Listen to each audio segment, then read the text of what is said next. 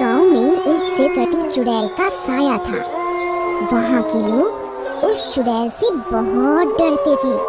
रात होते ही गांव के सभी लोग अपने अपने घर के अंदर चले जाते थे। अरे सीता, जल्दी से ये दीपक बुझा दो। उस चुड़ैल का आने का समय हो गया है।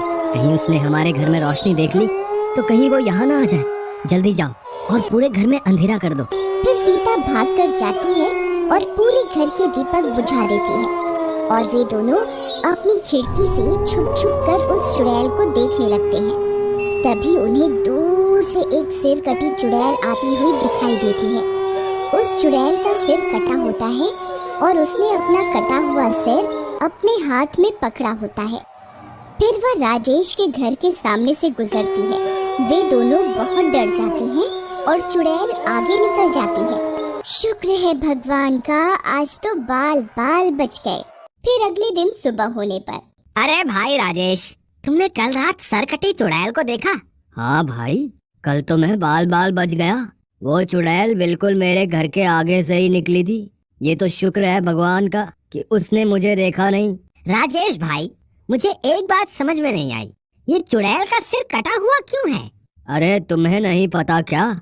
मेरे पिताजी ने मुझे इसके बारे में बताया था। बहुत समय पहले ये चुड़ैल का सिर कटा हुआ नहीं था। ये रोज रात को हमारे गांव में आती थी और किसी न किसी को अपने साथ उठा कर ले जाती थी। फिर एक दिन चुड़ैल की दहशत से तंग आकर सब गांव वालों ने उस पर हमला कर दिया और उसका सर काट दिया था। फिर क्या हुआ भाई? क्या वह चुड़ैल मर गई? हाँ, गांव वालों ने उसके 2 टुकड़े करके उसे जंगल में ही दफना दिया था। तो फिर ये सिर कटी चुड़ैल वापस कैसे आ गई? कुछ समय पहले चोर डाकू जंगल में अपना सोना छिपाने के लिए खुदाई कर रहे थे। तभी उन्होंने खुदाई करते करते इस चुड़ैल के सिर को आजाद कर दिया था। अरे मर गए रे, ये क्या चीज है? ये हमने क्या कर दिया? ये सिर कहाँ से निकल कर आ गया? अरे भाई, इसका धड़ तो है ही नहीं, ये तो कोई चुड़ैल लगती है। अरे मर गए रे, अरे भागो यहाँ से, नहीं तो ये हमें कच्चा ही खा जाएगी। भागते कहाँ हो मूर्खो, वहीं के वहीं रुक जाओ, नहीं तो तुम्हारा खून पी जाऊंगी। चुड़ैल जी, हमें माफ कर दो, हम आपकी नींद खराब करने यहाँ नहीं आए थे। हम तो बस अपनी जमा पूंजी को यहाँ जंगल में छुपाने के लिए आए थे। गलती से आप बाहर निकल आई, कृपा करके हमें जाने दें। मैं तुम्हें एक ही शर्त पे जाने दूंगी, तुम्हें मेरा एक काम करना होगा। हमें आपकी सारी शर्तें मंजूर हैं, आप जो कहेंगे हम वो करेंगे, बस आप हमारी जान बख्श दें। कुछ साल पहले इन गांव वालों ने धोखे से मेरा धड़ मेरे शरीर से अलग कर दिया था और यहीं पास में दफन कर दिया था। तुमने मेरा सिर तो आजाद कर दिया, लेकिन मेरा धड़ अभी भी यहीं कहीं दफन है। तुम्हें मेरा धड़ खोद कर निकालना होगा, तभी मैं तुम्हें यहाँ से जाने दूंगी। ठीक है, हमें मंजूर है, हम अभी आपका धड़ खोद के निकाल देते हैं। फिर वे सारे चोर उस चुड़ैल का धड़ ढूंढना शुरू कर देते हैं। कुछ समय खुदाई करने पर उन्हें उस चुड़ैल का धड़ भी मिल जाता है। फिर वह धड़ चलकर अपने कटे हुए सिर के पास पहुंच जाता है। फिर वह चुड़ैल अपने सिर को अपने धड़ से जोड़ने की कोशिश करती है, लेकिन जैसे ही वह अपना सिर अपने धड़ पर रखती है, उसका सिर नीचे गिर जाता है। वह फिर से कोशिश करती है, लेकिन फिर से उसका सिर नीचे गिर जाता है। अरे ये क्या, मेरा सिर तो वापस मेरे धड़ से जुड़ ही नहीं रहा, अब मैं क्या करूं? चुड़ैल जी, हमने आपका काम पूरा कर दिया, कृपा करके अब हमें जाने दें। इतना बोलकर वे सारे चोर डाकू वहां से दुम दबाकर भाग जाते हैं। उस दिन के बाद से ही उस चुड़ैल का नाम सिरकटी चुड़ैल पड़ गया और अब वह अपना सिर उठाए रोज अपने शिकार की तलाश में हमारे गांव में आती है। लेकिन भाई राजेश, हम कब तक इस चुड़ैल का आतंक सहते रहेंगे? हम सब गांव वालों को मिलकर कुछ ना कुछ करना होगा। तुम सही कहते हो कन्हैया, हम अभी सरपंच के पास चलते हैं, वही कोई ना कोई रास्ता निकालेंगे। सरपंच जी, आपको तो पता ही है इस सरकटी चुड़ैल के आतंक के बारे में। मुझे लगता है अब वक्त आ गया है हम सबको मिलकर इस सिरकटी चुड़ैल का सामना करना ही होगा, नहीं तो हमारे बच्चे दिन में भी घर से बाहर निकलने में डरने लगेंगे। तुम सही कहते हो राजेश, लेकिन हम उस चुड़ैल का सामना कैसे करें? हमें इस चुड़ैल से निपटने के लिए किसी तपस्वी साधु की मदद की आवश्यकता पड़ेगी। मैंने एक तपस्वी को जंगल में तपस्या करते हुए देखा है, क्यों ना हम सब मिलकर उनसे मदद मांगने चलें? तुम सही कहते हो कन्हैया, हम सब अभी उनसे मदद मांगने चलते हैं। फिर वे सब मिलकर जंगल की ओर उस तपस्वी साधु की तलाश में निकल पड़ते हैं। कुछ देर चलने पर शाम हो जाती है। तभी अंधेरा हो जाता है और डरावनी डरावनी आवाजें आने लगती हैं। अरे मुखिया जी, हमें जल्द से जल्द उस तपस्वी साधु को ढूंढना ही होगा, नहीं तो वह चुड़ैल हमें जरूर ढूंढ लेगी। माँ बाहर अंधेरा हो गया, लेकिन बाबा अभी तक घर क्यों नहीं आए? पता नहीं बेटा, तेरे बाबा रोज अंधेरा होने से पहले घर आ जाते थे, पता नहीं आज क्यों नहीं आए। फिर वे दोनों भी हाथ में मशाल लिए जंगल की ओर चल देते हैं। वहीं दूसरी तरफ वे सब डरते डरते तपस्वी साधु की तलाश में जंगल में आगे बढ़ते जाते हैं।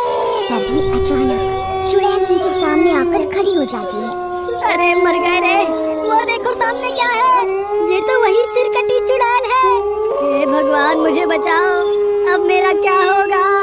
हे चुड़ैल जी, ये सरपंच हम सब में सबसे मोटा ताजा है, आप इसे खा लो और हमें जाने दो। तेरा दिमाग खराब हो गया है क्या, जो मुझे बलि का बकरा बना रहा है? मैं तुम सबको खा जाऊंगी। मैं बहुत दिनों से भूखी हूँ, मैं किसी को नहीं छोड़ूंगी। अरे भागो रे, ये तो सबको खाने की बात कर रही है, सब अपनी अपनी जान बचा के भागो। फिर वे भागते भागते गुफा के अंदर घुस जाते हैं। अरे बच गए रे, बाल बाल बच गए। लगता है उस चुड़ैल ने हमें गुफा के अंदर जाते हुए नहीं देखा। चलो गुफा के और अंदर चलते हैं। फिर वे सब गुफा के अंदर बढ़ने लगते हैं। हे साधु महाराज, हमें आपकी मदद की आवश्यकता है। तुम सब कौन हो और तुम सब इतने घबराए हुए क्यों हो? हे साधु महाराज, हम जिस गांव से आए हैं उस गांव के ऊपर सिरकटी चुड़ैल का साया है। हम उस चुड़ैल से मुक्ति पाने के लिए आपके पास आए हैं। अब आप ही हमें कोई रास्ता दिखाएं जिससे हम उस चुड़ैल का सामना कर सकें। मैं जानता हूँ उस सिरकटी चुड़ैल के बारे में। कुछ समय पहले गांव वालों ने उसके 2 टुकड़े करके उसे दफन कर दिया था, लेकिन वह उसकी जान नहीं ले पाए क्योंकि वह चुड़ैल श्रापित है। तुम चाहकर भी उसे मार नहीं सकते। साधु महाराज, अगर हम उसे मार नहीं सकते तो कोई और उपाय बताइए जिससे हमें उस चुड़ैल से छुटकारा मिल सके। वह चुड़ैल अपना सिर लेकर घूम रही है। अगर कोई पवित्र आत्मा उसका सर उसके धड़ से जोड़ दे तो वह श्राप मुक्त हो जाएगी, तभी उसे इस श्राप से मुक्ति मिल पाएगी। लेकिन साधु बाबा, अब हम पवित्र आत्मा को कहाँ ढूंढें? पवित्र आत्मा हर उस शख्स में वास करती है जिसने कभी किसी के साथ छल कपट ना किया हो और जिंदगी में कोई गलत काम ना किया हो। साधु बाबा, मुझे नहीं लगता कि हमारे पूरे गांव में ऐसा कोई व्यक्ति होगा जिसने कभी झूठ ना बोला हो या कोई छल कपट ना किया हो। अरे भाई राजेश, क्या तुम्हें मैं दिखाई नहीं दे रहा? मुझे लगता है मेरी आत्मा पवित्र है। भाई कन्हैया, जब चुड़ैल को मुझे खाने के लिए बोल रहे थे तब तुम्हारी पवित्र आत्मा कहाँ चली गई थी? हमें कोशिश तो करनी ही होगी, नहीं तो हमें कभी भी इस चुड़ैल से मुक्ति नहीं मिल पाएगी। चलो फिर देर किस बात की, अभी चलकर उस चुड़ैल का सामना करते हैं। फिर वे सब गुफा से बाहर निकलते हैं। राजेश, तुम चुड़ैल को पुकारो, मैं उस पेड़ के पास जाकर छुप जाता हूँ। वो जैसे ही तुम्हारे सामने आएगी, मैं पीछे से जाकर मैं उसका सर उससे छुड़ाकर उसके धड़ पर रख दूंगा। फिर कन्हैया भाग कर जाता है और पेड़ के पीछे छुप जाता है। चुड़ैल, कहाँ हो तुम? देखो, हम तुम्हारे ही इंतजार में यहाँ खड़े हैं। अगर हिम्मत है तो हमारे सामने आके दिखाओ। तभी चुड़ैल वहाँ पहुँच जाती है। वे सब लोग डर जाते हैं। तभी कन्हैया पेड़ के पीछे से निकलता है और चुड़ैल का सिर उसके हाथों से छुड़ाकर उसकी धड़ पर रख देता है, लेकिन सिर वापस जमीन पर गिर जाता है। ए, कौन है तू? तेरी इतनी हिम्मत? अरे मर गए रे, भागो। मैंने तो पहले ही कहा था इसकी आत्मा पवित्र नहीं है। अब क्या करें? सरपंच जी, मुझे लगता है अब आपको जाना चाहिए। नहीं नहीं, मैं नहीं जाऊंगा। तभी वह चुड़ैल उन पर हमला कर देती है। राजेश गिर जाता है और चुड़ैल अपने पंजों से राजेश पर हमला करने ही वाली होती है कि पीछे से उसका बेटा आता है और चुड़ैल का सिर उसके धड़ पर रख देता है और इस बार उसका सिर जमीन पर नहीं गिरता। जैसे ही उसका सिर धड़ से जुड़ता है वह चुड़ैल श्राप मुक्त हो जाती है और एक औरत का रूप ले लेती है।